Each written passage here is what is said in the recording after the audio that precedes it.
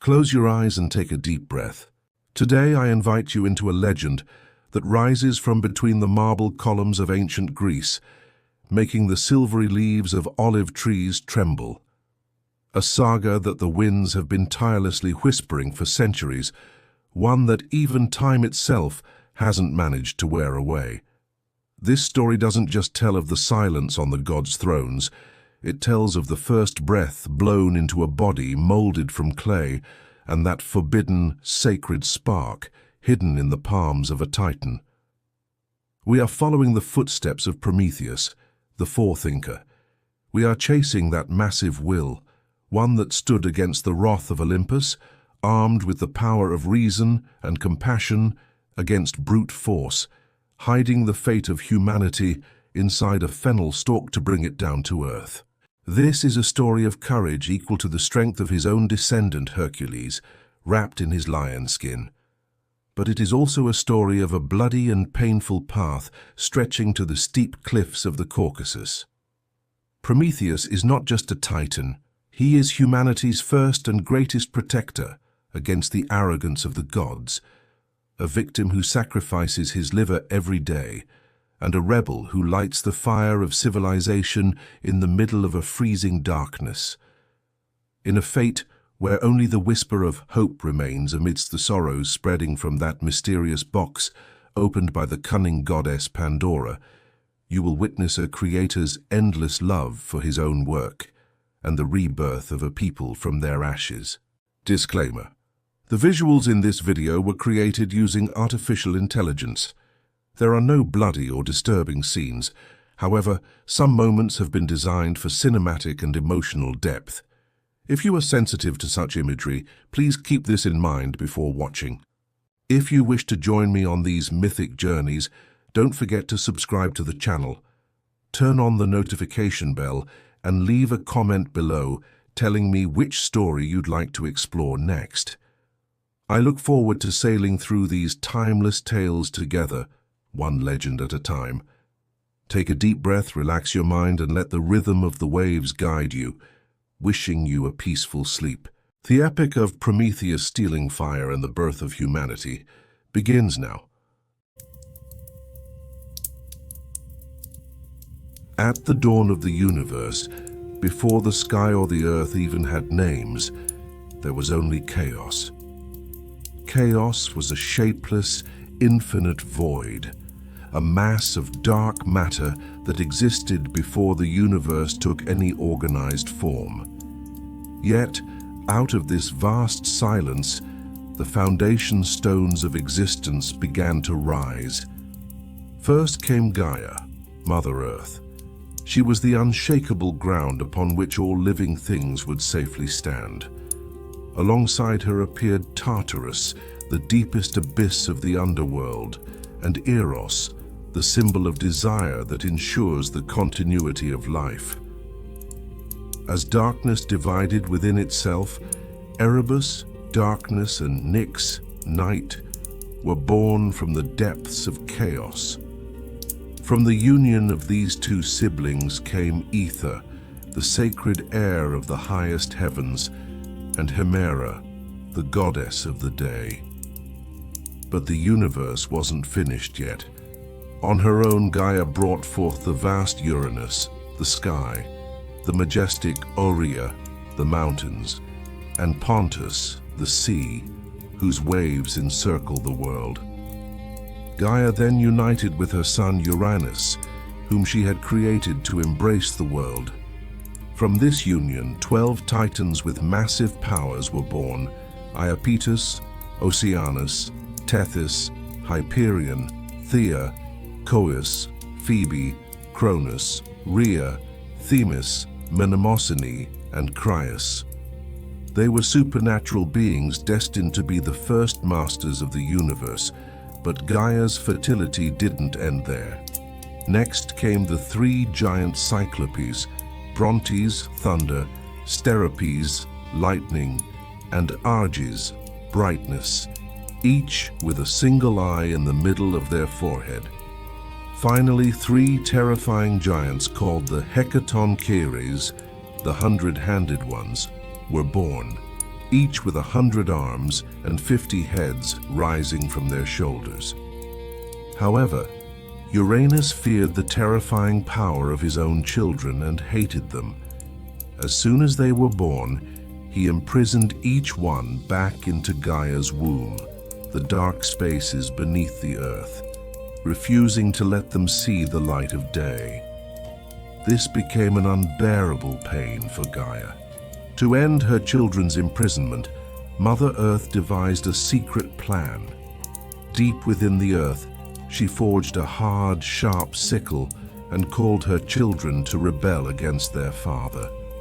Only the youngest Titan, Cronus, was brave enough to help his mother. One night, when Uranus came down to Earth to be with Gaia, Cronus lay in wait. With the sickle in his hand, he struck and castrated his father. When Uranus's blood spilled onto the earth, the Erinyes, the Furies, the giants, and the ash tree nymphs were born from it. When his severed parts fell into the sea, Aphrodite, the goddess of beauty and passion, rose from the white foam that formed. With that, the reign of Uranus ended and the age of the Titans began. Cronus became the new ruler of the universe, but he fell into the same trap as his father. He turned into a tyrant. After hearing a prophecy that he would one day be overthrown by one of his own children, Cronus swallowed every child born to his wife Rhea, Hestia, Demeter, Hera, Hades, and Poseidon, the moment they were born. This drove Rhea into a deep grief.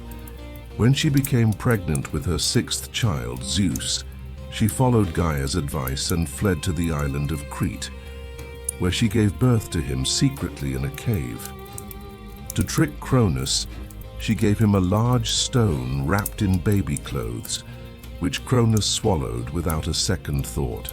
Zeus grew up in secret in Crete, and when he became a full-grown god, he returned to take revenge on his father. Using a special potion prepared by the Oceanid Metis, he tricked Cronus into vomiting up his siblings and the stone he had swallowed last. With the siblings freed, a massive war for control of the universe broke out, the Titanomachy, the War of the Titans, which would last 10 years. On one side were Zeus and his siblings based on Mount Olympus, and on the other were Cronus and the Titans fighting from Mount Othrys. At this point, the true hero of our story, Prometheus, entered the scene. Prometheus was the son of the Titan Iapetus and the Oceanid Clymene, or the goddess Themis, according to some accounts.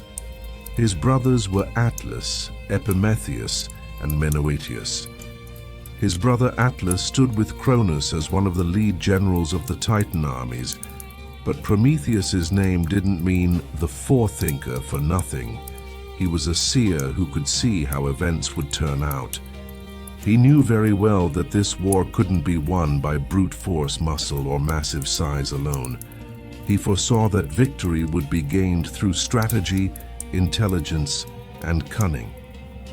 Prometheus first went to his fellow Titans and suggested clever methods to change the course of the war. But the Titans, drunk on their own power, mocked and rejected his weak-looking ideas, continuing their attacks based only on brute strength. Realizing that his people's stubbornness would lead to their ruin, Prometheus sensed which side fate was on. He joined Zeus's side, along with his brother Epimetheus, the afterthinker, not just to be on the winning team, but because he knew a new order could only be established through wiser leadership. One of the most important pieces of advice Prometheus gave Zeus was to release the allies who would decide the fate of the war. Guided by Gaia, Zeus descended into the depths of Tartarus and freed the Cyclopes and the 100-handed ones. To show their gratitude to their savior, these massive beings forged Zeus's greatest weapon, bolts of lightning and thunder. In the final stage of the war, as the sky was torn apart by lightning and the 100-handed ones, rained down massive boulders on the Titans from every arm. These strategies, shaped by Prometheus's intellect, bore fruit. At the end of 10 years, the Titans were defeated.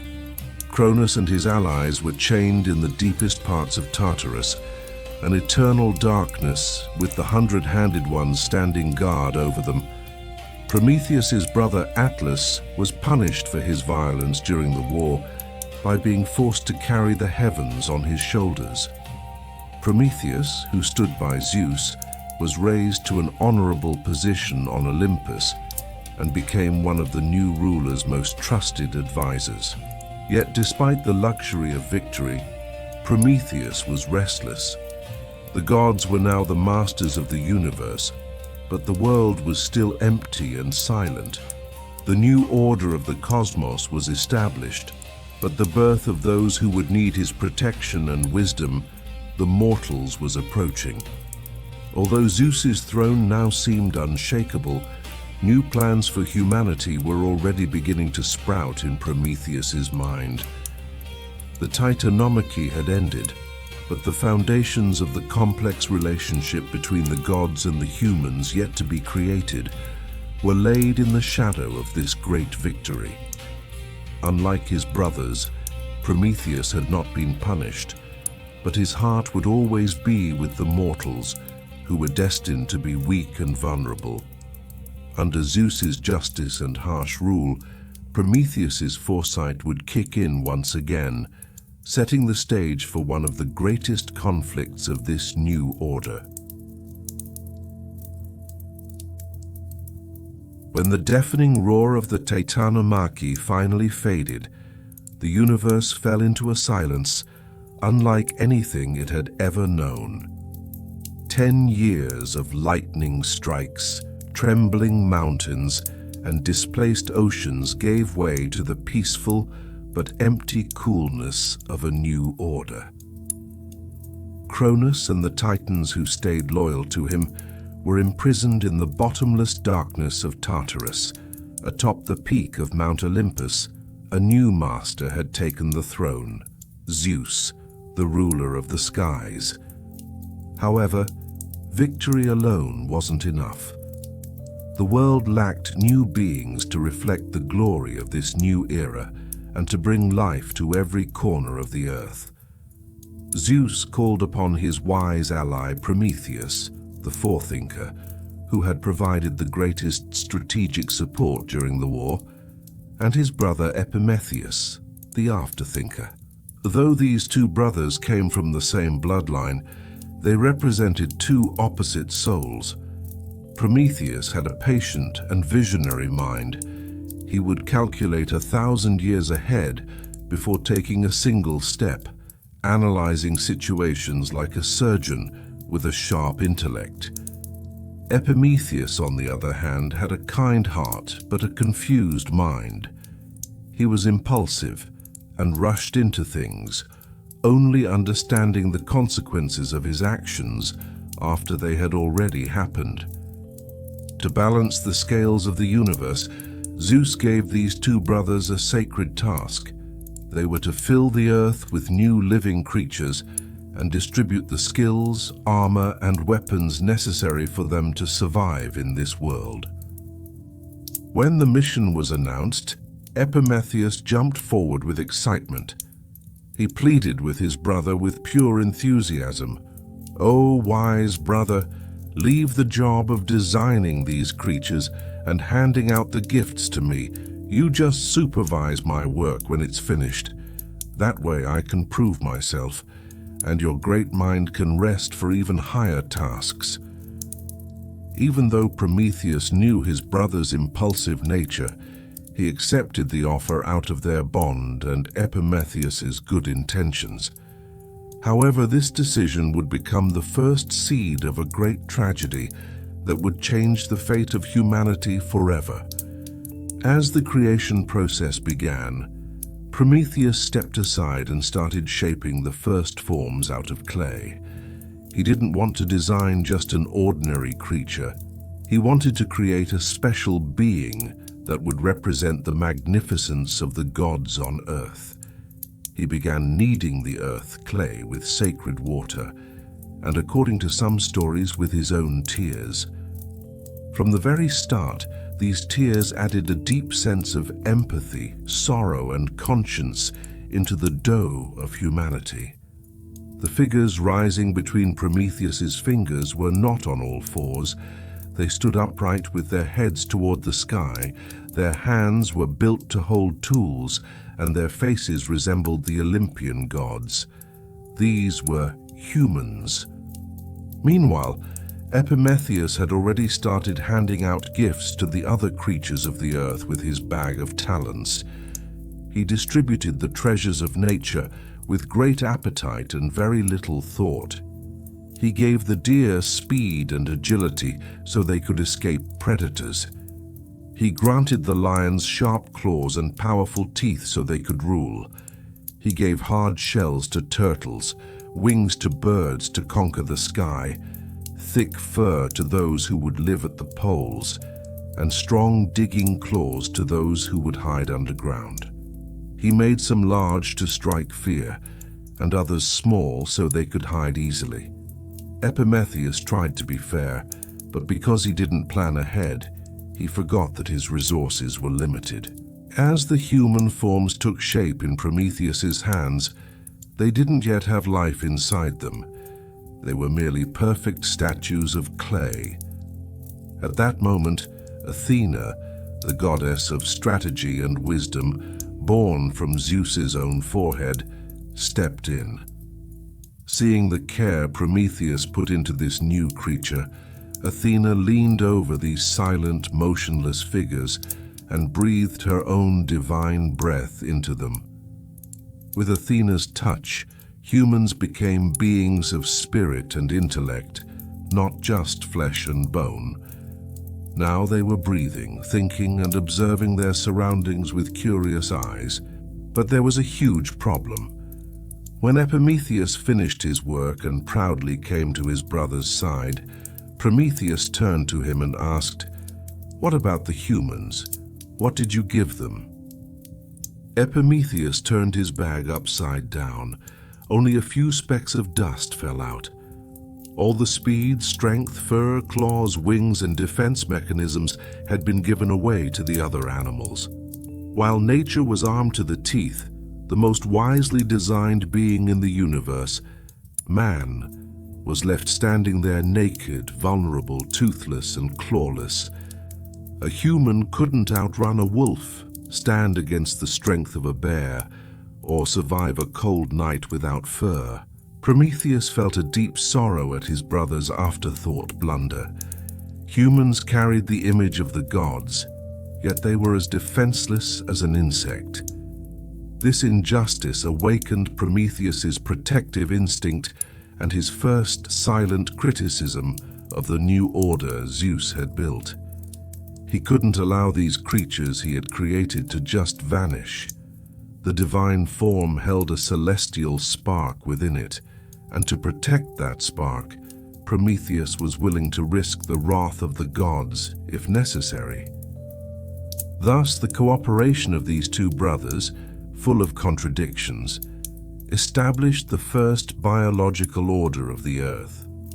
The animal kingdom was complete and fully equipped.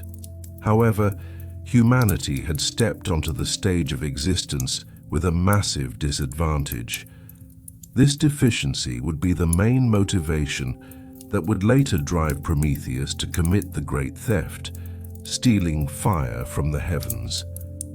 Man had to close the gap of his physical weakness with his intellect and the light that Prometheus would provide. This painful beginning of creation also pulled back the curtain on the first act of civilization and great tragedies. As Prometheus looked at his clay-stained hands, he foresaw that these weak creatures might one day reach the stars. But with his famous foresight, he also already sensed how heavy the price for that would be. Zeus's world was now full of life, but the most elite among these beings would need miracles just to survive. From the shimmering peaks of Olympus to the fertile plains of the earth, every corner of existence had turned into a massive workshop prepared for the budding of new life. In line with the sacred task given by Zeus, the Titan brother Epimetheus, the afterthinker, set to work with restless excitement. While his wise brother Prometheus, the forethinker, was busy shaping yet-to-be-animated human figures out of clay, Epimetheus was preoccupied with equipping the other inhabitants of nature, using his bag of qualities. However, this process would become the ultimate proof of the characteristic thoughtlessness and lack of planning inherent in Epimetheus's nature. Epimetheus displayed immense generosity as he distributed the skills necessary for survival to every living creature. To him, every animal was a masterpiece, but he lacked the ability to manage his resources efficiently. First, he turned to the inhabitants of the steppes and forests. He granted deer and rabbits that unique speed and agility, allowing them to outrun even the fiercest predators. He wove the muscles in their legs with such harmony that they became fast enough to race the wind. Then he turned to the lions and tigers. To them he gave sharp eyes that could see even in the pitch black of night, claws that could tear through flesh like paper, and a massive strength that could bring any enemy to its knees in a single move. Epimetheus didn't know when to stop. Every time he dipped his hand into the bag, he acted as if the resources would never run out. He offered birds light and durable wings to glide through the infinite blue of the sky, and gave eagles the vision to spot their prey from great heights. He gave turtles and oysters unshakable shells to protect them against the harshness of the world, and distributed thick, silky furs to the creatures that would live in polar regions, allowing them to ignore the freezing cold. To some he gave poisonous stingers, to others digging paws that let them disappear quickly underground. At that moment, Epimetheus thought he was the most just and generous creator in the world. In his own mind, he had balanced everything. If one was fast, the other was strong. If one was small, the other could hide. However, it didn't take long for him to live up to his title as the Afterthinker. After decorating thousands of species on Earth with the most luxurious equipment, Epimetheus looked into the bottom of the bag and froze. The bag was empty. All the speed, all the strength, all the furs, wings, and defensive weapons had been spent. Just then, Prometheus brought before Epimetheus the humans, now brought to life by Athena's breath but still lacking any physical protection. It was finally the turn of the human, who was intended to be the most elite link in the chain of creation. But the scene facing the human was terrifying. Epimetheus's unplanned generosity had dropped man into the position of the most pathetic creature in the universe. Man lacked the strength to face a lion's claw, the speed to escape like a deer, a fur to withstand freezing winter winds, and wings to flee into the sky. While all other creatures were born armed and armored, man was left standing there stark naked, with soft skin and no defense mechanism whatsoever. Man stood in the middle of nature like a defenseless target. His teeth weren't sharp, his nails weren't enough to tear prey apart, and his feet remained too delicate to run for long on rugged terrain. Epimetheus only realized the magnitude of his mistake at that very moment. The regret he felt as he looked into his brother Prometheus's face was indescribable. This being, the most wisely designed, bearing the image of the gods, seemed doomed to vanish at the first storm or by the first hungry predator it encountered. This pitiful state of humanity was actually shaking all the balances of the world. If there was no intervention, this special race shaped by Prometheus's hands would be buried in the dusty pages of history before even reaching the threshold of civilization. When Prometheus saw his brother's mistake, a deep sorrow washed over him. The innocent, fear-filled and pleading eyes of the humans awakened a great sense of responsibility in the Titan's heart. Epimetheus's lack of planning was pushing Prometheus toward a decision so radical it would be more dangerous and daring than anything before, one that would defy the very laws of the gods. Man was physically behind the animals, but that divine breath inside him hadn't fully ignited yet. Epimetheus's great blunder had proven that humanity could only survive not through muscle or natural weapons, but through divine help and technical superiority. Man's nakedness would be the necessary beginning of his future creativity and tool-making skills, but at that moment, it looked like total destruction. Instead of getting angry at his brother, Prometheus began to think about how to make up for this tragedy.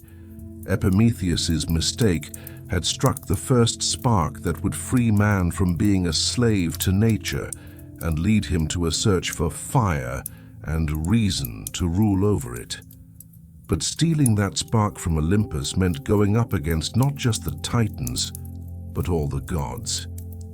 Humanity, in its weak and defenseless state, had become the sole reason for the great sacrifice Prometheus was about to make. While the world was overflowing with creatures equipped by Epimetheus's unplanned generosity, the greatest tragedy of the earth was quietly taking shape. The forests were full of wolves unaffected by the cold, thanks to their thick fur.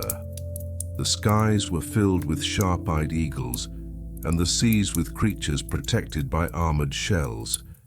Yet, in the middle of this magnificent nature, the human forms shaped by Prometheus were like the embodiment of helplessness and vulnerability. Because of his brother's mistake, this new species was left like a fragile toy, naked, delicate, and destined to vanish between the teeth of the wild. As Prometheus looked upon the sacred soil of the plains of Prometheus, he felt a pain in his heart that no god or titan had ever felt before. This pain was the infinite mercy of a creator for his own work. The humans weren't just physically weak, they also looked around aimlessly, soulless and empty. To save them, a simple set of armor or a pair of claws wouldn't be enough. Prometheus decided on a transformation that would take man out of being just a part of nature and make him its master. The wise Titan took a handful of clay. This wasn't ordinary mud. It was the purest layer of the fertile earth, carrying the very essence of the universe. Prometheus didn't look for water to knead this clay. As told in the ancient tales of Aesop, the tears streaming from the Titan's eyes fell to the ground. The dough of humanity was mixed with Prometheus's own tears of mercy and sorrow for his kind. This touch left an indelible legacy on human nature forever, the capacity for empathy and sadness. Unlike other creatures, humans would exist not just to survive, but to find meaning and to share pain. As Prometheus shaped the clay with his fingers, he completely separated them from the form of animals. While all other living beings were created bent over, their faces turned toward the ground with the instinct to feed, Prometheus designed humans to stand upright in the image of the gods. He gave them a body that could look at the sky, observe the stars, and represent dignity through its posture. This upright stance was not just a physical trait, it was a seal of human spiritual ascent and mental capacity. He made them resemble the Olympian gods because, inside their weak bodies, there was a hidden potential for intelligence that even the gods would envy. Yet these perfect statues shaped from clay were still just masses of matter. Their rib cages didn't rise and fall, and the bright light of life didn't burn in their eyes. Just then, Athena appeared, the goddess of wisdom and strategy on Olympus. Athena was the goddess born fully armed, and with a cry from Zeus's forehead, the protector of intellect and art. She had watched Prometheus's silent and dignified effort with the spirit of the alliance they had shared since the days of the Titanomachy. She knew what was missing inside the human, the divine essence. Athena leaned over the first human shaped by Prometheus. The goddess filled her divine lungs with the pure air of the universe and breathed a sacred breath from her lips into the nostrils of the clay form. This breath was no ordinary wind. It was pneuma, the spirit. In that moment, a miracle happened. The clay skin turned into a soft, warm texture. The first rivers of life began to flow through the veins. The heart took its first beat, powered by the emotion from Prometheus's tears and the intellect from Athena's breath. When the first human opened his eyes, he saw two massive figures standing before him. Prometheus, the father who shaped him, and Athena, the mother who gave him a soul. Man was no longer just a biological being. He was a unique union of matter from the earth and spirit from the sky. This touch from Athena granted humans the ability to reason, to create art, and to produce complex thoughts. Man wasn't as strong as a lion, but he possessed that divine spark to think of how to defeat a lion's strength. Thus, humanity physically stepped onto the stage of the earth. However, this birth was also the beginning of a great danger. The fact that humans resembled the gods so closely, their upright stance and the questioning look in their eyes, would not escape the notice of Zeus, the absolute ruler of Olympus.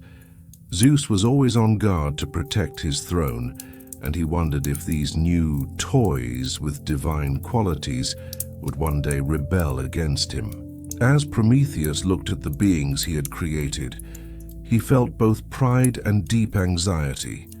He had brought them into existence and given them a soul, but they still lacked that final great tool to keep them alive in this cruel world, the key to civilization, protection, and progress: fire. Humanity was born, but it was trapped in a cave life, shivering in the dark and in fear. Prometheus's mind was now occupied with the question of how to protect these weak forms and how to offer them that light they deserved. This miracle of creation had forever upset the balance of the universe. These beings carrying a divine form and a celestial breath were neither fully animal nor fully God. They were the bridge between these two worlds, and Prometheus, the architect of this bridge, was preparing to sacrifice everything, even his own freedom, to complete his masterpiece. The world was no longer a desolate place. The roars of wild animals echoed through the forests, and across the plains roamed the humans shaped by Prometheus and breathed to life by Athena. However, the relationship between these newly created mortals and the immortal gods of Olympus had not yet been governed by any rules. It was unclear who owed what to whom, how humans would honor the gods, and what they would receive in return. To clear up this uncertainty, a great assembly was gathered on the ancient plain of Mecone near Sixion. This meeting would witness the first great social contract in history, and at the same time, the irreversible breaking point between gods and men. When the table of Mecone was set, On one side stood Zeus, the absolute ruler of the universe and god of the sky and thunder, along with the other gods. On the other side stood the mortal humans, still on the threshold of civilization, weak and in need. The task of mediation was given to the cunning and wise Titan Prometheus, who had earned the respect of both sides. However, Prometheus's heart, as always, beat for his children, the humans whom he had left defenseless and weak. The main topic of the meeting was which parts of a sacrificed animal, usually a bull, would be offered to the gods, and which parts would be eaten by humans. In those days, sacrifice was a sign of devotion, but burning the entire animal meant the people went hungry and the poor couldn't afford to make offerings. Prometheus wanted humans not just to survive, but to grow strong. Therefore, he planned one of the greatest and most dangerous mind games in history. Prometheus sacrificed a massive bull and skillfully divided it into two separate piles. His goal was to mislead Zeus by playing on his appetite and his love for grand appearances. The first pile. He gathered the most delicious meats, the nutritious organs, and the tender parts stripped of fat. However, he hid these valuable pieces under a dirty hide and the animal's stomach lining, looking quite repulsive and unappetizing from the outside. No one would guess that a feast lay beneath such an ugly cover. The second pile. He collected the worthless white bones and cartilage, but he cleverly covered this pile with a layer of glistening, appetizing, and fresh-looking white fat. This pile looked imposing, as if it contained the richest and tastiest portions. When the preparations were complete, Prometheus stood before Zeus, bowed, and said, "O greatest of gods, O master of the universe, Zeus, whichever of these two portions you choose for yourself and the other gods shall be the gods' share in sacrificial ceremonies forever. The choice is yours." Prometheus knew he couldn't truly hide from Zeus's all-seeing eyes, but Zeus's pride and his obsession with appearances were his greatest weaknesses. According to Hesiod's accounts, Zeus actually sensed a trick was being played. However, he chose the wrong pile on purpose to accept the challenge and punish Prometheus later in his own game. According to other versions, Zeus was genuinely fooled by the tempting glow of the fat. Zeus reached out and chose the magnificent-looking pile covered in white fat. But when Zeus lifted the layer of fat and saw nothing but dry, inedible bones underneath, he was filled with a rage that sounded like crashing thunder. He had been cheated. Prometheus, meanwhile, was smiling inwardly because the rule was now sealed. From that day on in Greek temples, as humans burned the bones and fat of their sacrifices to send the scent up to the gods, they won the right to keep the nutritious and delicious meat for their own tables. This was a massive victory that guaranteed the physical nourishment and survival of humanity. Zeus's anger wasn't just about disappointment. He had seen the bigger picture behind this move. Prometheus hadn't just given humans food, he'd given them a status where they could negotiate with the gods. This event at Mecone proved that humans were no longer simple toys of the gods, but a species capable of protecting its own interests. Zeus didn't take his revenge on Prometheus immediately. Instead, he chose the most cruel way to punish the humans. In response to Prometheus's cunning, Zeus applied a withdrawal tactic. Since humans had kept the delicious meat for themselves, he would withhold the sacred power they needed to cook that meat and protect themselves from the darkness of night and the cold of winter. Zeus bellowed his decree to the universe, "I shall withhold fire from them. Although this deception at the table of Mecone seemed like a short-term victory for humanity, it had triggered the greatest test of civilization. Humans had the meat, but they had no fire. Their stomachs could be full, but they were left alone with raw meat and a freezing darkness. Prometheus saw once again that his creation was helpless, but he was the forethinker, and he had been expecting this move from Zeus. The time for peaceful games had passed.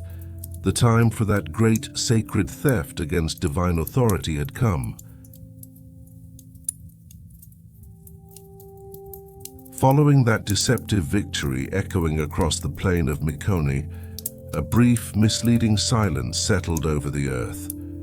Prometheus had secured the most nutritious parts of the sacrificial meat for the humans, his children, whom he had created so weak and delicate, were finally fed. But the price of this victory was sowing the seeds of a wrath the universe had never seen before. When Zeus lifted that glistening layer of white fat and saw only dry, inedible bones underneath, his anger exploded like a thunderbolt shaking the very heavens. To be cheated, and worse, to be humiliated by a titan in front of all the gods, was something the absolute ruler of Olympus could never stomach. Zeus's eyes darkened like storm-heavy clouds. He didn't see this betrayal merely as a personal attack from Prometheus.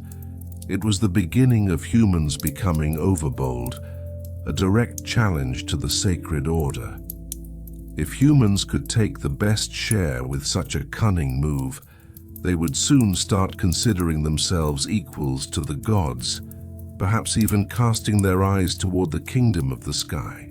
Zeus decided to make not just Prometheus, but the entire human race pay for this audacity. But this time, he wouldn't hurl his lightning bolts. No, he planned a much more sinister, much deeper punishment.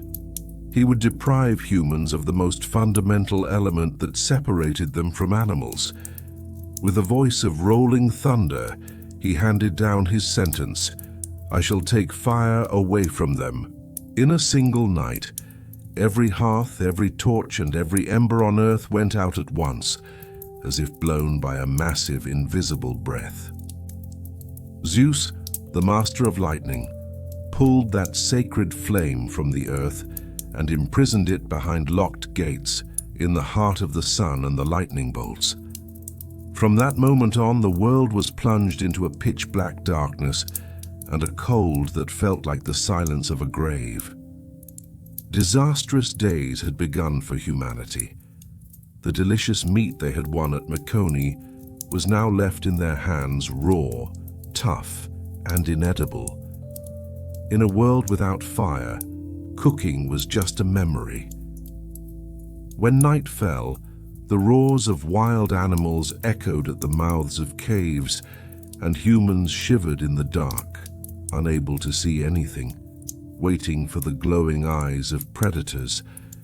They had eyes but could not see. They had hands but could not produce. They had no embers to warm them, not a single spark to light their way. When winter arrived, the tragedy deepened. Those delicate-skinned, furless beings Prometheus had shaped from clay were left helpless under freezing winds and relentless snowfall. In the depths of caves, humans huddling together to stay alive died one by one, stiff from hunger and cold. Nature smiled upon the animals Epimetheus had armed, but it turned its back on Prometheus's humans.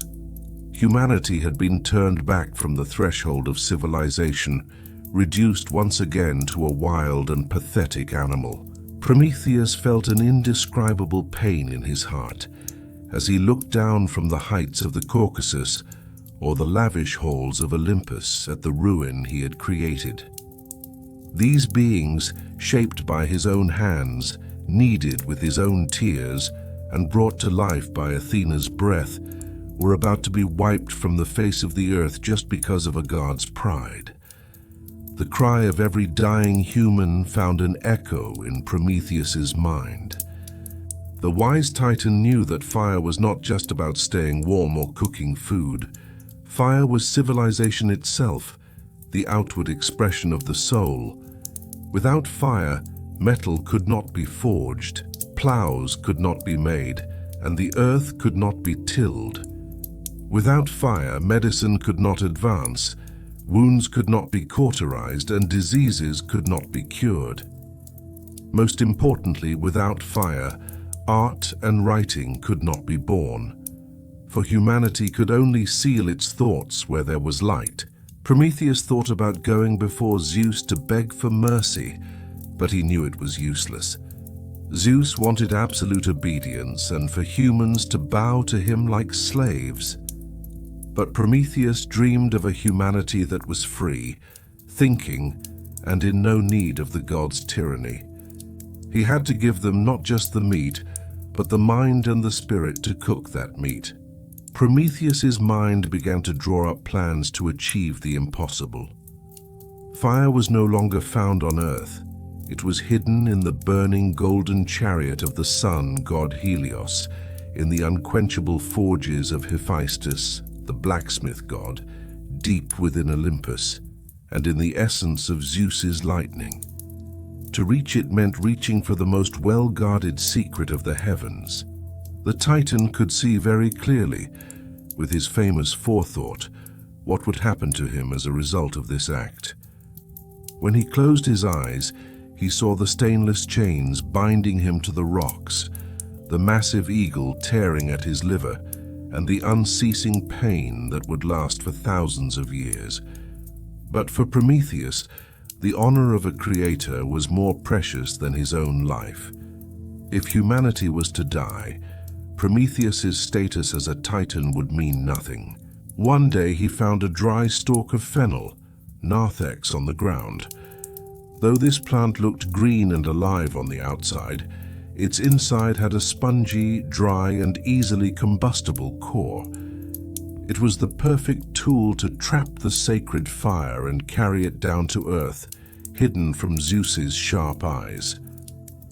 At midnight, as the battlements of Olympus shone with a silvery light through the clouds, Prometheus moved silently.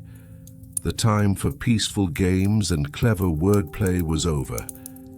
The hour had come for that great, sacred, and irreversible theft against divine authority. As Prometheus rose toward the sky, he carried on his back not just a fire, but the hope and the future of all humanity. When Zeus, the absolute ruler of the universe, snatched the sacred joy of fire away from the earth after that cunning trick on the plain of Mecone, the world didn't just fall into physical darkness, it surrendered to a spiritual winter. Despite the delicate and divine image shaped by the hands of Prometheus, the forethinker, humanity had devolved back into a pathetic species shivering in the mud and cold. While the scent of nectar poured from the golden cups of Olympus echoed above the clouds below, only cries of hunger and the howl of the freezing wind rose from the caves of mortals. Watching this scene from above, the ache in Prometheus's heart pushed the limits of all the patience a Titan could carry. Living up to his name, he could see the future. He knew that if Zeus's stubbornness continued, humanity would be wiped from the dusty pages of history before ever seeing the dawn of civilization. Zeus was confusing justice with harsh authority, hiding the light like a weapon to keep humans needy and enslaved. But to Prometheus, knowledge and light were too sacred to be monopolized by any authority. Breaking into the battlements of Olympus was impossible for a mortal and a cause for a great war for a god. However, Prometheus was neither reckless enough to use brute force nor cowardly enough to bow down. He knew that victory could only be won with the sharpest intellect and perfect timing. At that time, Zeus was busy with other matters in far-off corners of the universe, perhaps a feast in the depths of Oceanus, or some other pursuit worthy of his glory. The god's attention had drifted away from those small, dark holes on Earth, the caves of men. This was the rare opening Prometheus had been waiting for. Prometheus silently glided up the slopes of Mount Olympus, toward the divine city beyond the clouds. This journey wasn't just a physical climb, it was the greatest act of espionage ever committed against the established order of the universe. Sources whisper that Prometheus wasn't alone in this dangerous mission. His ancient ally Athena, the goddess of wisdom, who had given man his soul, guided him by opening secret doors. Wisdom and strategy were breaking the locks of tyranny one by one. When he reached the source of the fire, he had two choices. He could either take a piece of ember from the massive, unquenchable forges of Hephaestus, the blacksmith god, or steal a spark from the wheels of Helios's, the sun god, golden chariot that lit the world every day. Prometheus turned toward that purest and most ancient light that warmed the earth. As Helios's sun chariot glided through the sky with its fire-breathing horses, Prometheus prepared the simple but brilliant tool he had chosen, a narthex or a stalk of fennel. This choice was the ultimate proof of Prometheus's genius. On the outside, a fennel stalk looked green, fresh and juicy. This provided the perfect camouflage to hide the secret inside from Zeus's all-seeing eyes. However, the interior of this stalk had a spongy, dry and slow-burning core. Prometheus secretly trapped a seed of fire, jumping from the sun chariot inside this stalk. In that moment, the balance of the universe changed forever. The sacred fire had left the monopoly of the gods, and was now trapped inside a simple plant stalk held in the palms of a titan. Prometheus knew exactly how much risk he was taking by committing this sacred theft. What he stole wasn't just a source of physical heat, it was the essence of civilization, technology, art, and independence. That spark was the divine light that would awaken the sleeping potential within man. Pressing the fennel stalk to his chest, Prometheus quickly descended from the silvery slopes of Olympus, back to the world buried in darkness. He stepped among the hopeless people at the mouths of caves who were rubbing their blue, cold-bitten hands together. In the middle of that pitch-black darkness, a tiny, flickering but proud light rose from the tip of the fennel stalk. The people looked at this glowing thing, something they had never seen before, with fear and wonder. Prometheus piled up dry branches and placed the sacred ember from inside the stalk among them. When the first spark met the wood, an orange flame tore through the darkness and rose high. For the first time in thousands of years, the faces of humans were lit by a real light.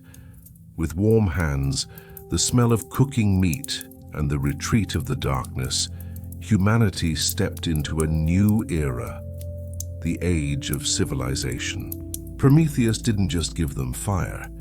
He taught them how to trap it, how to feed it, and how to create thousands of different tools from it. Now at night, it wasn't lions standing guard at the cave entrances, but glowing fires.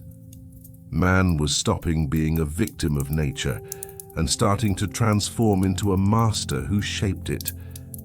But there was a shadow over this great victory. High above, at the peak of Olympus, Zeus's rage was growing, not like a dying hearth, but like a volcano ready to blow.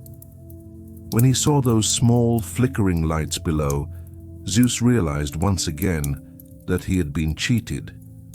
Prometheus hadn't just broken the law of the gods, he had trampled it underfoot. This theft could not go unpunished, and this time, Zeus would launch a sinister plan designed to destroy both Prometheus and the humanity that used his fire. As Prometheus watched the last ember in the Fennel stalk fade, he knew that his own freedom was ending, along with that ember. But when he saw the warm smiles on the faces of the people, he decided that thousands of years of pain would be worth it. The thief of light had in fact become the savior of humanity. The orange flames of the first hearth lit on Earth did more than just scatter the pitch-black darkness of the caves. They also illuminated the long dormant corridors of the human mind. When Prometheus brought that sacred spark trapped in the Fennel stalk to the people, he didn't just give them a way to stay warm. He handed over the very foundation upon which civilization would be built, the spirit of techne, craft and science. For humanity, the era of shivering in helplessness was ending, and the era of ruling over nature was beginning. True to his name, Prometheus did not allow fire to remain an uncontrolled force. He began to personally teach humans how to harness this divine power and turn it into a tool for creation. This process was a magnificent story of transformation, where humanity's biological shortcomings were compensated for by intelligence.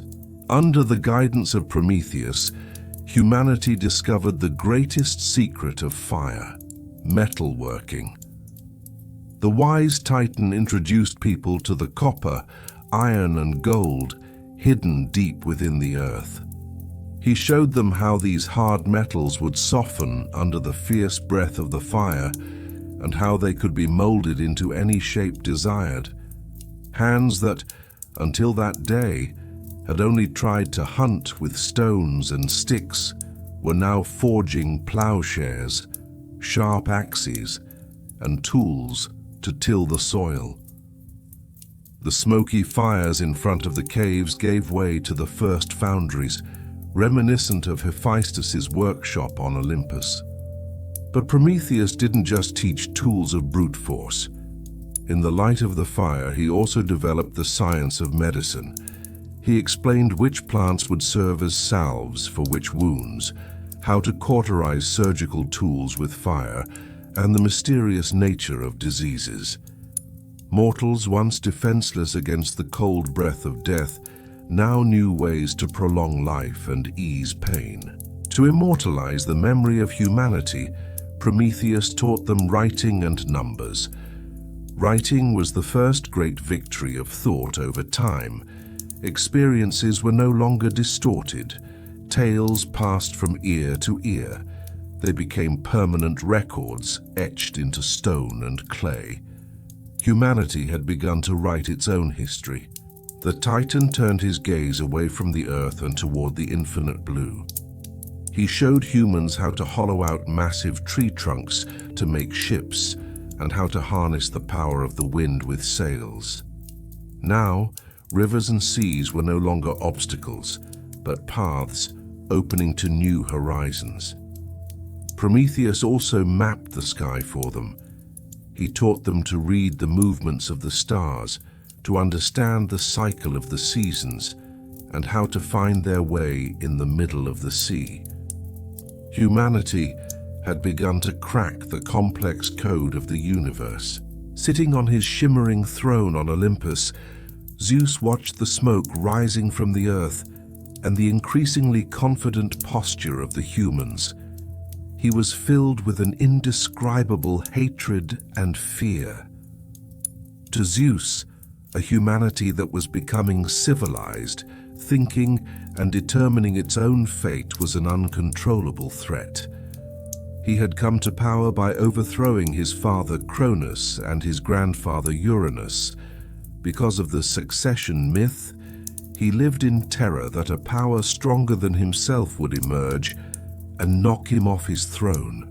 This competence that Prometheus had granted to humans blurred the sharp line between mortals and immortals. Zeus hated that humans were not just surviving, but becoming so smart that they no longer needed the gods.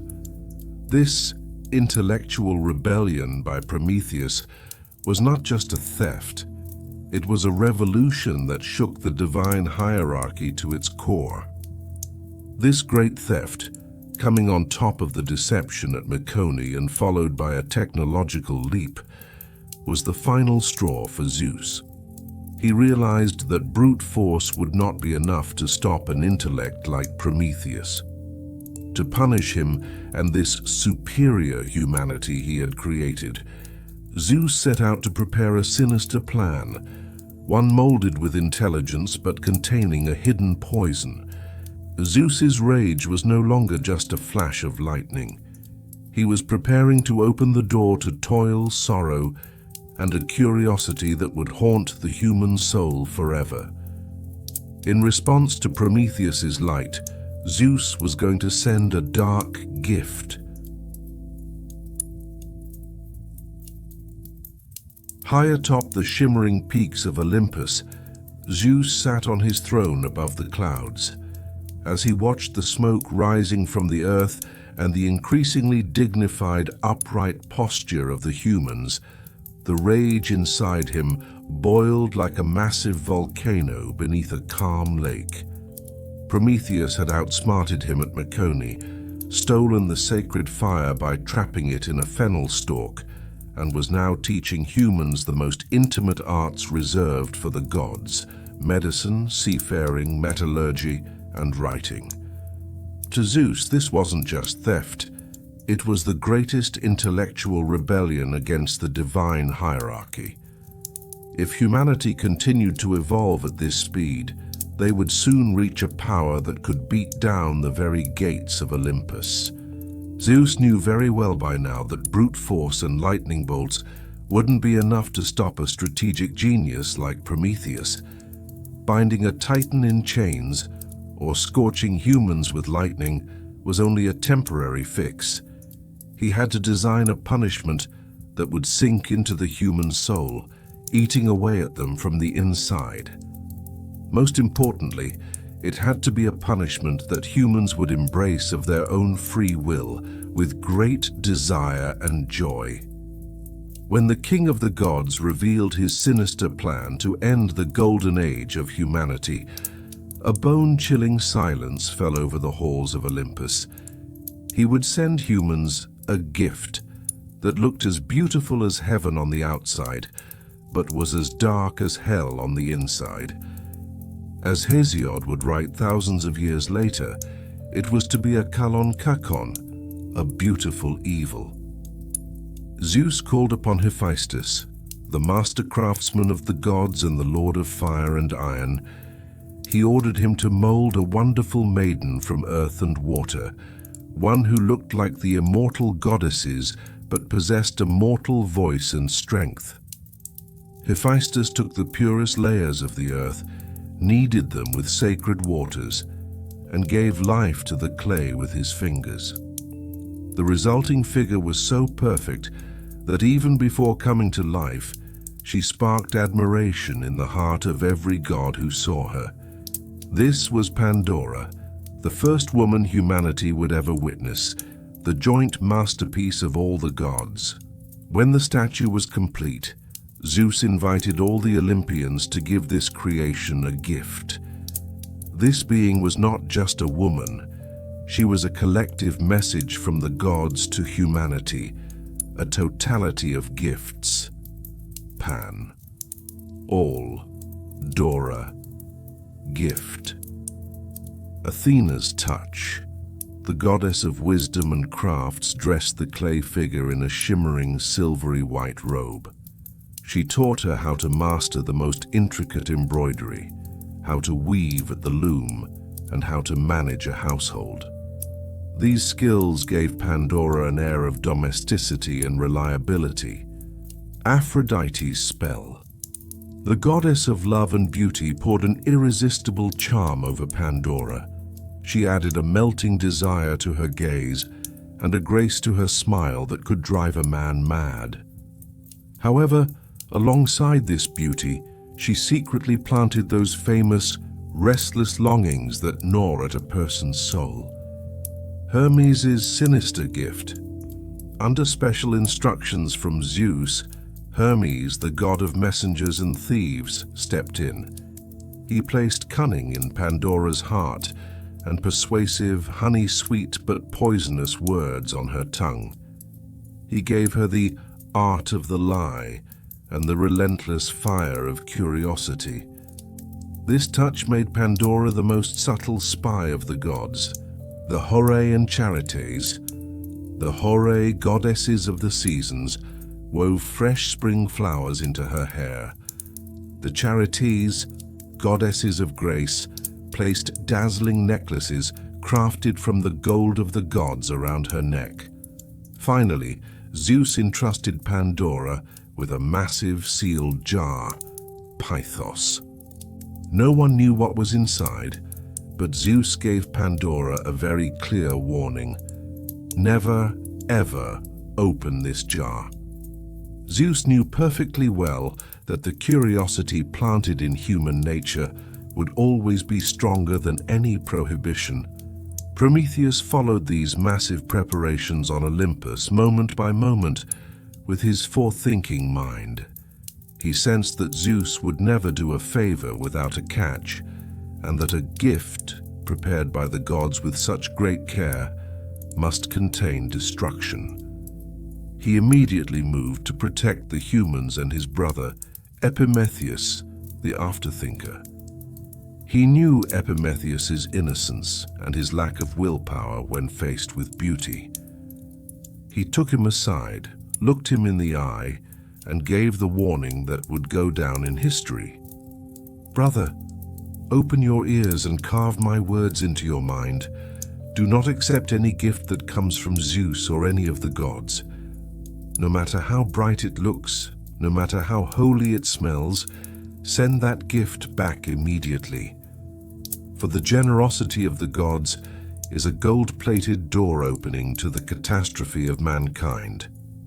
If you do not listen to this warning, you will prepare the end of our species with your own hands." Epimetheus swore he would obey his brother. However, he had a nature that only understood the consequences of events when disaster came knocking at the door.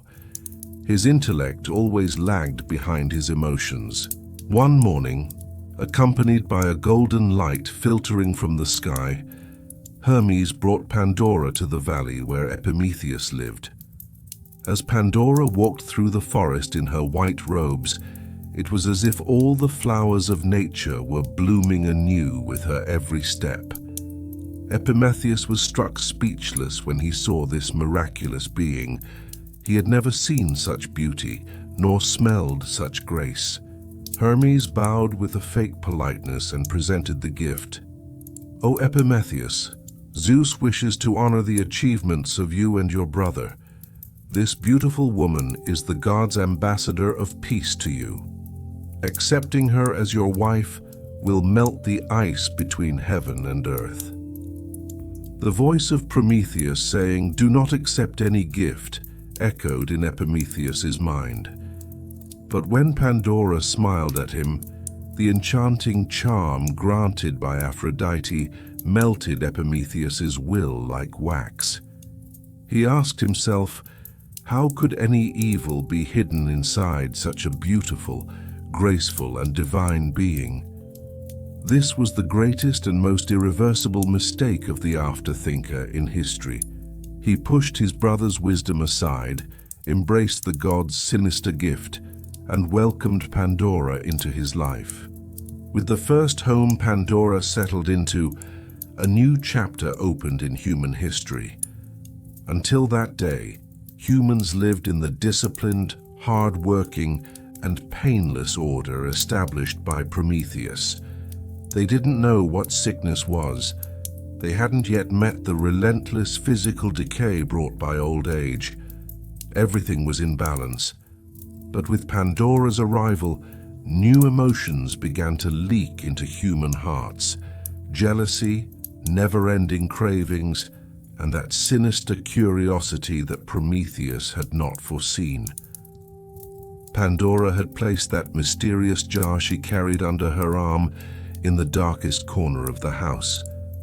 But the poison of curiosity that Zeus had given her was flowing faster through her veins every day. Faint whispers coming from inside the jar began to take over Pandora's dreams. The world illuminated by Prometheus's light was, in fact, on the threshold of a great darkness that would begin with the lifting of a lid. On Olympus, Zeus smiled as he watched the earth, holding his scepter. In exchange for the fire Prometheus had stolen, the beautiful evil that would occupy the human soul forever had reached its target. Civilization was born, yes, but now this civilization would have a price: sorrow, toil, and the inevitable shadow of death. While the sacred fire brought down by Prometheus illuminated the caves of humanity, Pandora, the god's sinister gift, had already stepped across the threshold of Epimetheus's home. Epimetheus, the after-thinker, had long forgotten his brother's sharp warnings against any gift from the gods, drowned out by Pandora's honey-sweet smile and the enchanting scent granted to her by Aphrodite. Pandora was not just a wife, she was the storm itself, destined to break over the Golden Age, that era when humanity lived without care, without toil, and almost as equals to the immortals. When Epimetheus married Pandora, he effectively sealed the fate of mankind. Until that day, there were no relentless diseases on Earth, no physical decay of old age, and no sorrows to gnaw at the soul. Humans occupied themselves with the arts Prometheus had taught them, living in a natural abundance where even death felt like a sweet, peaceful sleep. But the mysterious and massive jar, Pythos, that Pandora brought with her, tucked away in a corner of the house, represented the end of this tranquility. Although Pandora was a perfect being crafted by the hands of master gods, she lived with the poison of curiosity planted in her heart by Hermes. Zeus had strictly forbidden her from opening the jar, but this prohibition only fueled her desire for the unknown inside. Pandora began to spend her days hovering over it. Looking at the engraved lid, she could hear faint whispers, strange scratching sounds, and a dark energy desperate to leak out. What could be inside, Pandora wondered? Invaluable jewels the gods gave me? The elixir of immortality? Why would Zeus hide something so wonderful from me? One afternoon, in a moment when the sun lit the earth with that pure peace for the last time, Pandora's will knelt before her curiosity. While Epimetheus was away, her trembling hands reached for the heavy lid of the jar. She whispered to herself that she would take just one look, just for a second, and close it immediately. But that horrific moment she lifted the lid would shake the hierarchy of the universe forever. The second the lid was cracked, a cloud of pitch-black, foul-smelling smoke burst from the jar, accompanied by terrifying screams. These were all the evils Zeus had gathered for thousands of years, waiting for the right moment to unleash upon humanity. Diseases, burning fevers, plagues, and never-ending aches, things bodies that had never known pain before, spread across the earth with invisible claws. Sorrow and pain, the heavy grief of losing loved ones, a sadness that crushed hearts like stones, and a soul-darkening depression fell over the people like a shadow. Vices, jealousy, greed, hatred, revenge, and lies. Humans would now look at one another with suspicion, and brother would turn against brother. Old age, the relentless scythe of time, began to wrinkle young, fit bodies, blinding eyes, and weakening knees. When Pandora saw the horror she had unleashed, she was shaken by a wave of regret and terror. Screaming, she tried to force the lid back down, but it was too late. The sorrows were out. They had already dissolved into the air, the water, and the soil. Humanity would never be the same again. The joyful songs rising from the caves were replaced by agonizing groans and desperate prayers. When Pandora finally managed to slam the lid shut through her tears, only one thing remained inside. At the very bottom, unlike all the other evils, stayed a delicate, glowing, and silently waiting little being. Elpis, or Hope. Why was hope in the same jar as the evils? Some sages say hope is humanity's greatest curse because it prolongs suffering by making people hold on to life despite all the pain. But for the children of Prometheus, hope was the only mistake in Zeus's plan, or perhaps the only crumb of mercy. The world was now full of sickness, war, and death.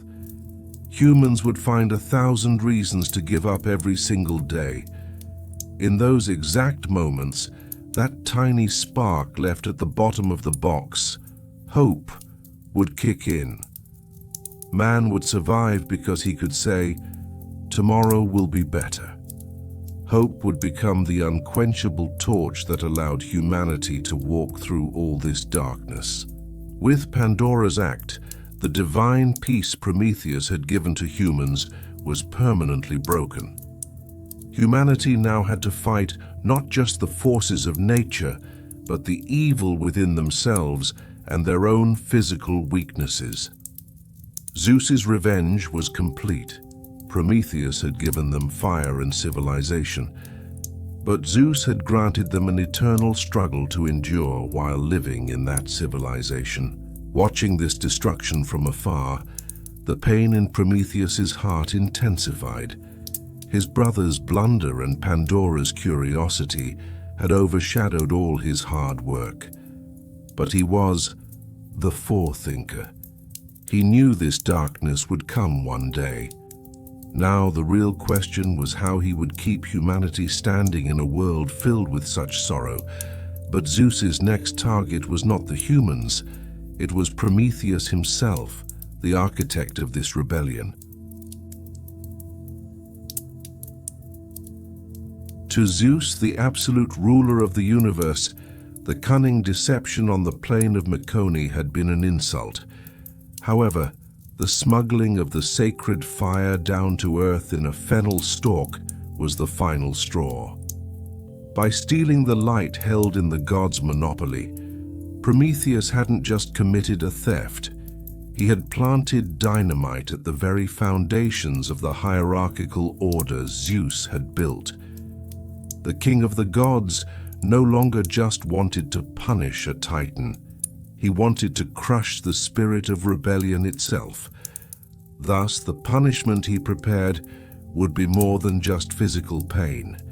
It would be a symphony of torture stretching across time, where every moment felt like a lifetime. Acting on Zeus's command, the execution squad left the bright halls of Olympus and headed toward the steepest, wildest, and most desolate region of the world, the Caucasus Mountains at the edge of Scythia. Leading this dark delegation was Zeus's loyal henchmen, Kratos, strength, and Baia, force. They were living weapons devoid of emotion, reflecting only the will of the king. They were accompanied by Hephaestus, whose heart was heavy with mourning. As the master of fire and iron, Hephaestus had been tasked with nailing his friend Prometheus to these jagged cliffs. This was another of Zeus's sinister moves, forcing Prometheus to be shackled by his own friend, using tools belonging to the very craft they both shared. The peaks of the Caucasus were massive blocks of stone devoid of life, where the wind cut like a sharp knife and the sun cast only a freezing light. When Kratos pushed Prometheus to the edge of that bottomless abyss, Hephaestus's hands were shaking. Kratos's voice boomed through the mountain echoes like a clap of thunder. "Move it, blacksmith! Drive those nails home! Do you underestimate the king's wrath? This rebel stole the essence of your sacred craft and handed it to mortals now. It's his turn to pay the price."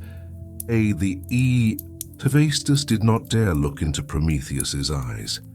He spread the Titan's arms wide and prepared those unbreakable bronze chains, blessed with divine power, which he himself had forged. Every strike of the hammer left a terrifying ring through the valleys. The rings tightening around Prometheus's wrists were so snug, they crushed not just the flesh, but the bone. Finally, Hephaestus took a diamond wedge, the symbol of endurance, and drove it through Prometheus's chest, making the Titan a permanent part of the rock. This was more than just an act of binding. It was the integration of a being with nature and stone. When the work was done, Prometheus remained suspended between the sky and the earth like a statue with no escape. Trying to hide his sobs, Hephaestus gathered his tools and returned to Olympus with the executioners. Left behind was a giant defying fate with a bare chest in the middle of the storms. The next day, as the sun cast its first rays upon that icy peak, a massive shadow appeared from afar. The terrifying, magnificent, and cruel eagle, the symbol of Zeus, approached, beating its wings against the wind. This bird was no ordinary predator. It was the physical manifestation of Zeus's unquenchable rage. The eagle landed on Prometheus's bare chest.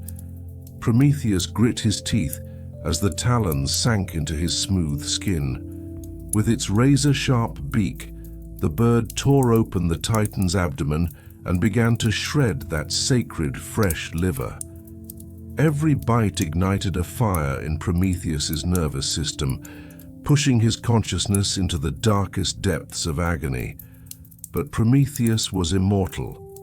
He could not die. He could only feel the pain to its fullest, his soul crushed under this savage feast. When the eagle finished the last piece of liver and flew away at sunset, Prometheus was left bloodied and gasping for breath. As the freezing night of the Caucasus fell, the real torture for Prometheus began: regeneration. Throughout the night, the Titan's immortal body would begin to heal its wounds, repair the shredded skin, and regrow the devoured liver. Watching his wounds close under the moonlight should have been a blessing, but for Prometheus, it was merely the guarantee of tomorrow's agony. Every night, the liver would reform, fresh, vital, and ready for the eagle the next morning. This cycle continued for days, months, years, and centuries. Seasons passed, civilizations rose and fell, and the beds of rivers changed. But Prometheus remained suspended on that rock, in that same pain. Zeus hoped that one day he would break and cry out, "Enough!" beg for mercy, and reveal the secret prophecy he held. But Prometheus, with his forethinking mind, had accepted this price. Every moment he knew that the people below were using fire to defeat the darkness and build civilizations, he wore his pain like a badge of honor. On that desolate peak, Prometheus was not just fighting a physical battle. He was playing a chess match against Zeus. While Zeus's lightning and eagles represented brute force, Prometheus's silence and endurance represented the supremacy of the mind. Though shackled to the cliffs, the Titan had actually shackled Zeus to his own fear, the fear of losing his throne. Looking at the stars at night, he would calculate when the lineage of his savior, Heracles, would arrive. With every strike of the eagle, he imagined humanity moving one step further. He was not a criminal, but a martyr and a hero. While the winds of the Caucasus whispered his name to the earth, every drop of blood spilling from Prometheus's liver was planting the seeds of future freedom and enlightenment. In the jagged peaks of the Caucasus, rising like spears toward the heavens, time did not flow like a river, but stood still like the stagnant waters of a frozen lake. For Prometheus, every second was a beak striking his liver, every night a regrowing torment. Yet, in the heart of this absolute desolation, the two greatest tragedies of the universe were about to intersect. Prometheus, with his forethinking mind, knew that the approaching storm would bring more than just snow and ice.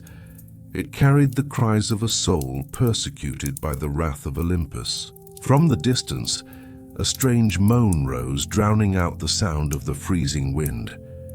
It was not the roar of an animal, nor the pure cry for help of a human. It was the echo of an alienated spirit, blended with agony. Then, through the mists, a white figure appeared. This was Io, the daughter of Inachus, a victim of Zeus's forbidden love and Hera's unquenchable jealousy. Io was no longer the beautiful princess she once was.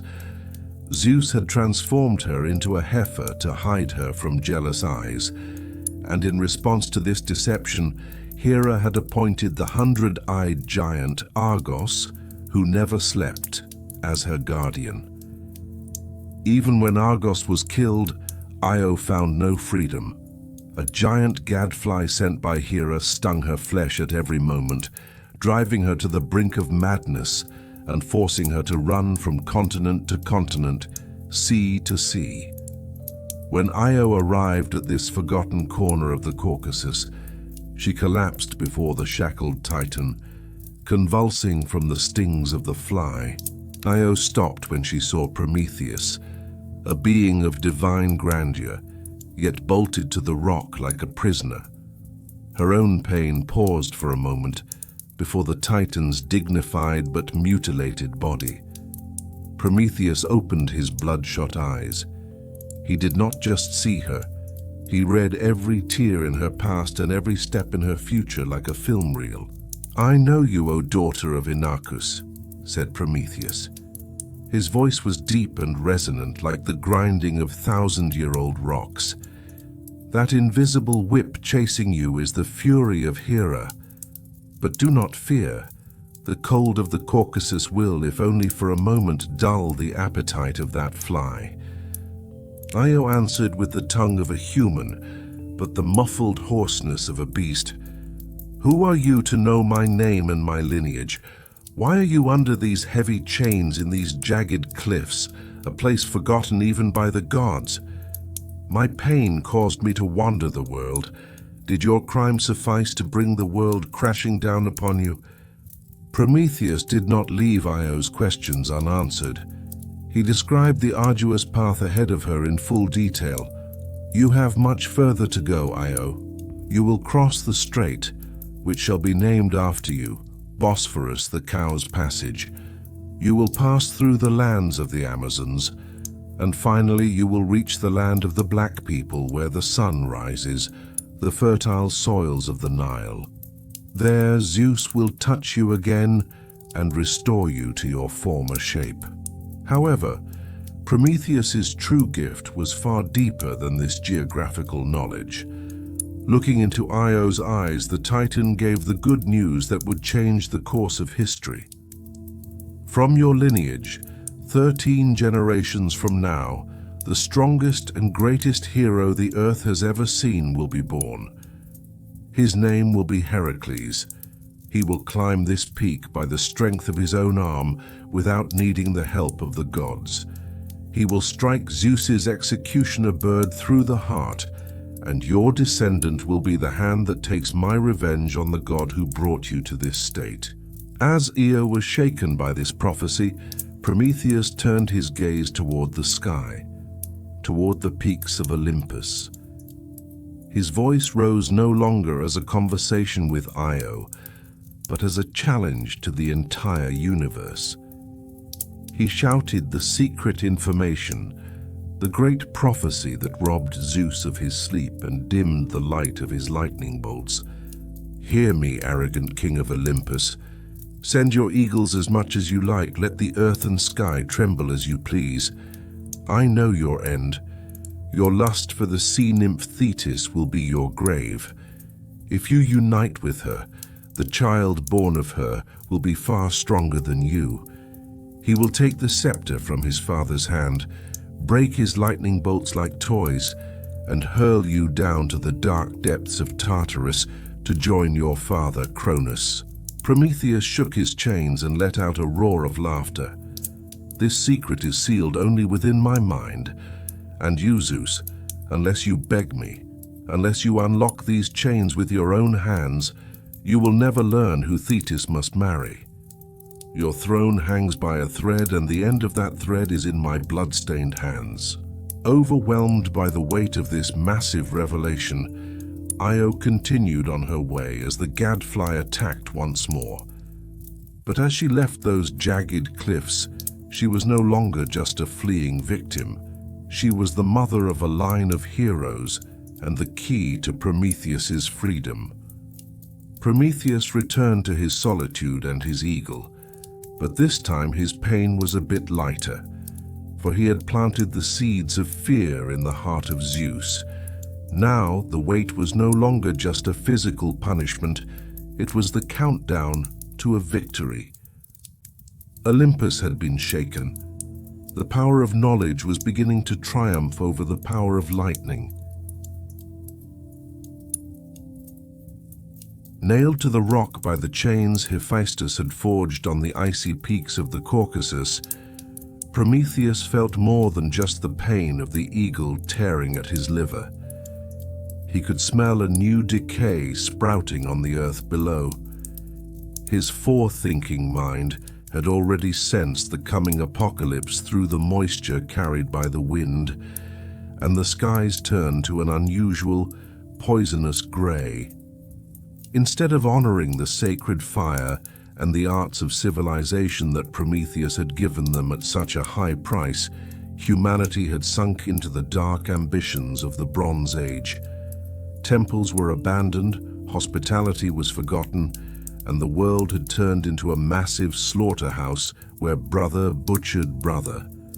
For Zeus, sitting atop Olympus, only one option remained: to wipe this flawed experiment from the memory of the universe and cleanse the world with a massive body of water. Having decided on the Deluge, Zeus was not content with just watching from afar. He descended to earth in the guise of a mortal to see the gravity of the situation for himself. When he became a guest at the palace of King Lycaon of Arcadia, the king's pride and godlessness knew no bounds. To test whether the stranger before him was a god, Lycaon served him a meal made of human flesh. This was the ultimate violation of the sacred law of hospitality, Xenia, and the sanctity of life. When Zeus rose in fury, the palace was leveled by lightning, and Lycaon was transformed into a wolf, destined to howl forever as a symbol of the savagery within him.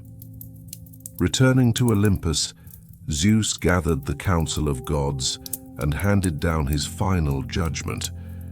The human race shall drown in its own blood. Zeus first planned to scorch the world with his lightning. However, he feared the fire would grow so immense that the sky itself would catch flame and consume Olympus. He changed his weapon and chose water. He imprisoned the north wind, Boreas, in a dark cave, leaving no power to scatter the rain clouds.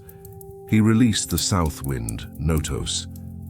Notos settled over the earth, water dripping from his massive wings and floods pouring from his beard. Poseidon, lord of the seas, supported his brother. He struck the earth with his trident, commanding rivers to burst from their beds and ancient underground waters to gush forth. As the world was buried in darkness, Prometheus released a whisper into the wind. This whisper fell like a glowing ember into the mind of his loyal son, Deucalion. Deucalion and his wife, Pyrrha, were the last two souls in this corrupted world who remained honest, whose hands were not stained with blood, and who had not lost their respect for the gods. Prometheus commanded his son to build a great chest and to place within it the most essential seeds and necessities. With unwavering trust in his father's forethinking intellect, Deucalion set to work. Those around him mocked the man building a ship on sunny days, but when the first drop fell, the mockery was replaced by a terrifying silence. When Deucalion and Pyrrha entered the chest, the sky began to pour onto the earth as if the heavens themselves were a sea. The rain was not a common downpour. It fell like the tears of the universe. Plains turned first into swamps, then into lakes. The magnificent walls of cities, the golden palaces of kings, and arrogant armies vanished one by one beneath the waters. Rivers uprooted trees and carried them to the sea like massive corpses. Wolves and lambs stopped being predator and prey, trying to swim side by side for their lives on the same raging waves. Winged birds, unable to find a single branch or rock to perch on, dropped from the sky into the water one by one from exhaustion. For 9 days and 9 nights, Deucalion and Pyrrha drifted into the unknown inside that small chest, tossed upon the waters in the pitch blackness. Beneath them lay a great silence, where forests, cities, and mountains once stood. Prometheus, at the highest point of the Caucasus, watched the water climb to his very feet. If this chest capsized, the entire legacy of humanity and everything Prometheus had sacrificed his liver for would be gone. But hope was still beating in the two hearts inside that chest. On the morning of the 10th day, Zeus saw that the earth had been sufficiently washed and that pride had been cleansed by the waters. He commanded Poseidon to withdraw his trident and the winds to take the waters back to their homes. As the waters began to recede, Deucalion's vessel came to rest on the peak of Mount Parnassus, one of the most sacred spots in Greece. When the lid of the chest opened, the view outside was heartbreaking. Valleys where flowers once bloomed were now covered in slime. Everywhere was overgrown with moss, and silence wrapped the world like a shroud. Deucalion and Pyrrha looked at the empty world and wept. "Oh, my wife," said Deucalion, "what shall we do in this desolation? How shall we live, left all alone?" The pair went to the ruined, mud-caked temple of Themis, the goddess of justice and prophecy, and knelt. "O great goddess, is there no way to bring back the human race?" they pleaded. At that moment, a mysterious voice rose from the depths of the temple. "Leave the temple, veil your heads, loosen the ties of your garments, and cast the bones of your great mother behind you." Pyrrha was horrified by this command. She would rather die than disrespect the bones of her own mother. But Deucalion, carrying the intellect of Prometheus, pulled back the curtain on the riddle. "Our great mother," he said, "is this earth we live upon, Gaia, and her bones are these stones on the ground." Setting aside their heavy sorrow, the pair leaned down. Deucalion took a stone and threw it over his shoulder. The moment the stone touched the ground, it miraculously softened, stretched, and took the form of a man. The stones thrown by Pyrrha gained grace and turned into women. Every stone thrown formed the new inhabitants of the earth, the stone race, Laos. This new generation was different from the previous Bronze Age humans. They were a race resistant to pain, cold and hardship, carrying the hardness and patience of the earth in their very core. As the earth began to come alive again after the deluge and smoke began to rise once more, Prometheus closed his eyes with deep peace atop the Caucasus. Zeus thought he had destroyed humanity and reset everything. However, thanks to Prometheus's foresight, humanity was reborn, not from ashes but directly from the heart of the earth, from the stones.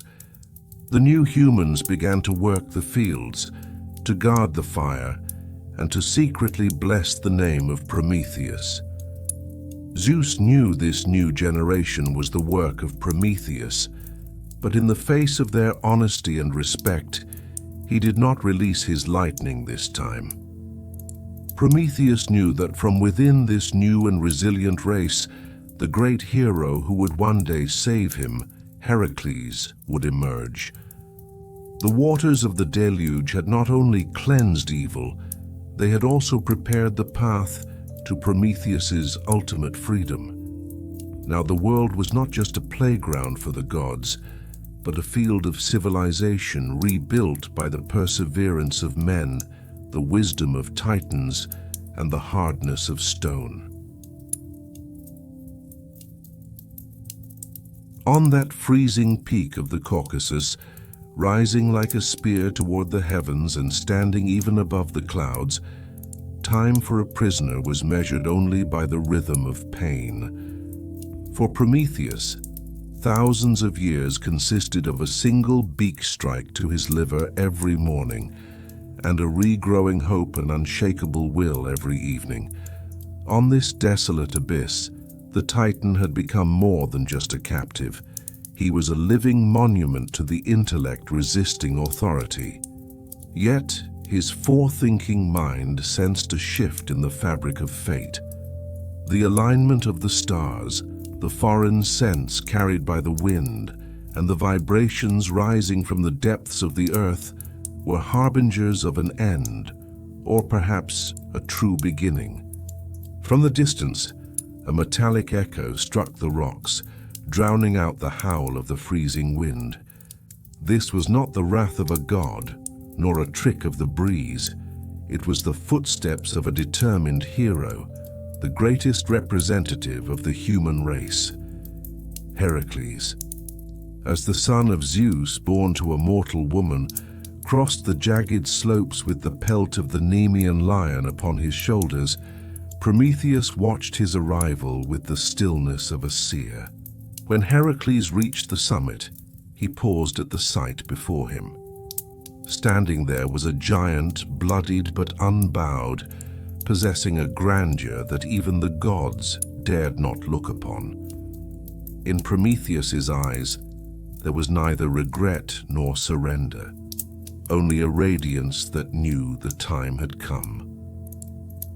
When Heracles considered the price this Titan had paid for humanity, his sense of justice outweighed the commands of his father, Zeus. At that exact moment, a massive shadow appeared before the sun.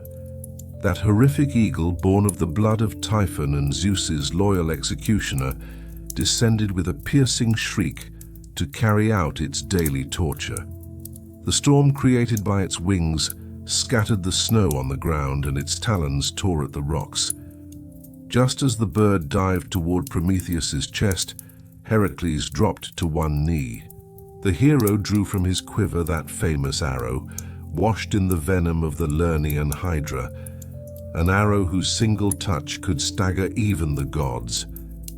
As he drew his bow, the tension of the string was like a death march echoing through the Caucasus mountains. When the arrow was released, the eagle's scream was cut short by the sharp whistle of the shaft tearing through the air. The arrow struck the monster's heart with perfect precision. As this bloody guardian of the sky tumbled like a stone into the depths of the abyss, Prometheus took his first breath of freedom in thousands of years. Heracles climbed to the Titan's side and looked upon the unbreakable bronze chains forged by Hephaestus. These bonds were woven not just from metal, but from the unyielding will of Olympus. When Heracles raised his mace into the air, all of nature fell silent. When the first blow struck, the mountain peak shook with an earthquake. At the second blow, the rocks cracked. And when the third blow landed, the rings that had constricted the Titan's flesh for millennia shattered one by one, falling into the darkness of the gorge. The moment he was freed from his shackles, Prometheus collapsed to his knees, not in defeat but out of a deep longing for the earth. As he spread his arms wide, the weight of an entire age was lifted from him. Heracles placed a hand on the Titan's shoulder to support him. A mortal hero had liberated his creator. This was the most tangible proof that the humanity Prometheus had kneaded from clay could finally stand on its own 2 feet. With a roll of thunder, the golden silhouette of Zeus appeared in the sky. Though the king of the gods initially saw his son's act as a rebellion, he was aware of the great card Prometheus still held in his hand. Prometheus stood up and whispered to Zeus the great secret he had kept for thousands of years, the prophecy of Thetis. "O Zeus," said Prometheus, his voice echoing across all the mountains, "if you unite with the sea nymph Thetis, the child born of her will be stronger than you and will overthrow his father. Marry her to a mortal, to Peleus, so that the child born, though greater than his father, leaves your throne eternal." This information was more valuable to Zeus than anything else. Faced with the knowledge that saved his throne and his future, Zeus set aside his ancient hatred for Prometheus. Furthermore, he presented this liberation as a gift so that the fame of his son Heracles would spread across the entire world. The king of the gods and the rebellious Titan finally signed a peace for the salvation of humanity and the order of the universe. Prometheus returned to Olympus, wearing a small ring made from a piece of the Caucasian rock and a link of his chain. This ring was not a mark of his suffering, but a medal of honor for the resistance shown against injustice. He was no longer a prisoner sitting at the table of the gods, but the eternal protector of humanity and wisdom. Down on Earth, people continued to light their fires, forge their iron, and write their stories.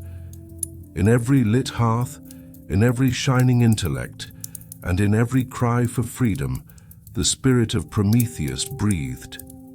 He had not just stolen fire. He had taught humanity not to bow down, how to keep hope inside the box, and that the mind can defeat the darkness. The chains were broken, but the bond between Prometheus and humanity was etched into history as the most sacred alliance that would last until the end of time. The final thunderous metallic clang of the heavy chains, echoing across the spear-like peaks of the Caucasus, was not the end of a tragic saga. It was the magnificent inauguration of the universe's greatest intellectual revolution.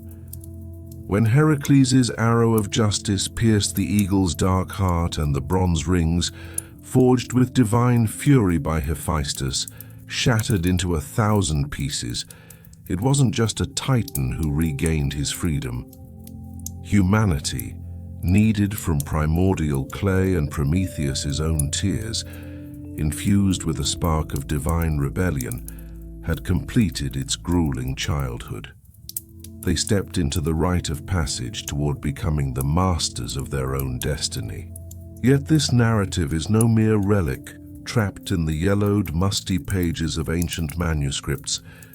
Since the moment Prometheus delivered that first defiant spark to shatter the absolute hierarchy of Olympus, that fire has never been extinguished. It has only mutated, changing its form and name to suit the spirit of the ages. Today we trace the indelible marks of this ancient legend in the complex digital fabric of the modern world, in the sterile, cold glow of laboratories, and within the infinite echoing corridors of the human mind. The raw materials Prometheus utilized to shape the first man, clay and tears, are the first cosmic signatures of the massive duality at the core of our nature.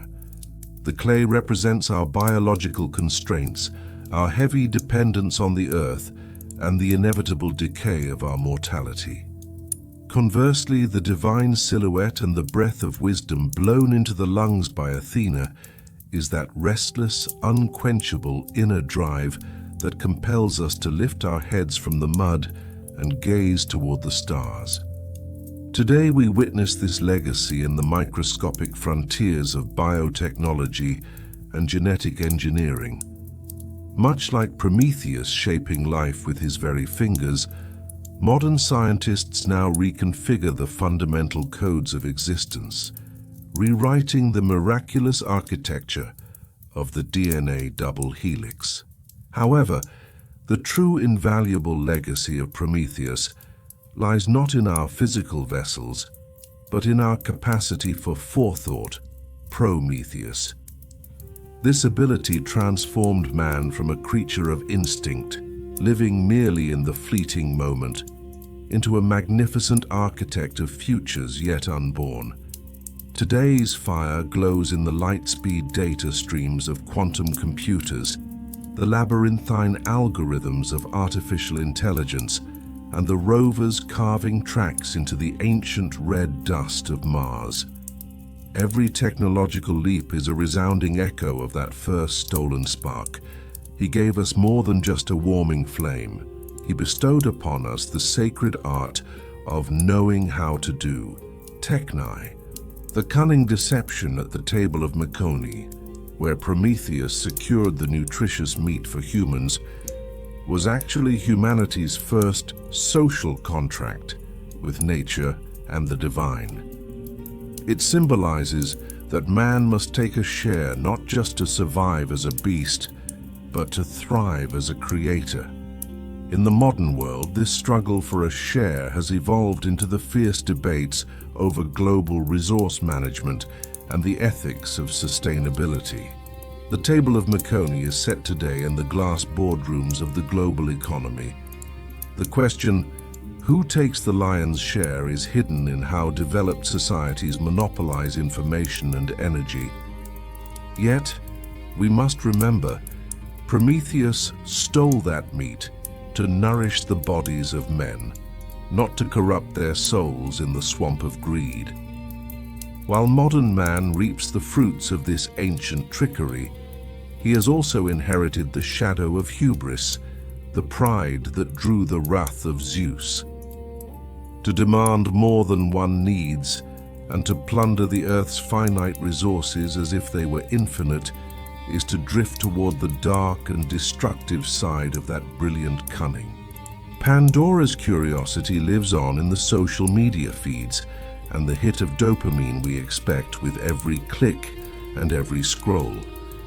But the most vital detail of this saga is hope, Elpis, which remained at the very bottom of the jar. Prometheus's genius preserved that unshakable faith, the power that allows us to wake up and persist even when the world is engulfed in crisis. Modern man is a traveler, seeking Prometheus's torch even within the deep darkness spread by Pandora. The image of Prometheus shackled to the rock remains the ultimate symbol of intellectual integrity and resistance against tyranny. In our world, the rocks and chains are no longer made of iron and stone.